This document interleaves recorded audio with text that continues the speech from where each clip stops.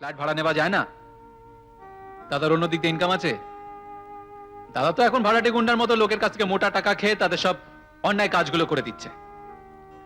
আমি তো বহু বছর ধরে অন্যায় কাজ করে জুয়া সাট্টা খেলে টাকা কামিয়ে তোর বই খাতা কিনে দিয়েছি, তোর স্কুলের মাইনেপত্র দিয়েছি। কই, তখন তো তুই এসব কথা বলিসনি। এখন হঠাৎ পুলিশের পোশাক গায়ে উঠতেই ভালো, খুব ভালো। তখন তো আর জানতাম না তুই ওইভাবে টাকা রোজগার করিস। হ্যাঁ, ঠিক আছে, এখন চুপ করে খা তো। ছোট ভাই হয়ে দাদার সমালোচনা করিস না। তোকে পুলিশ করার জন্যে ও যা করেছে, বাবাও তা করে না।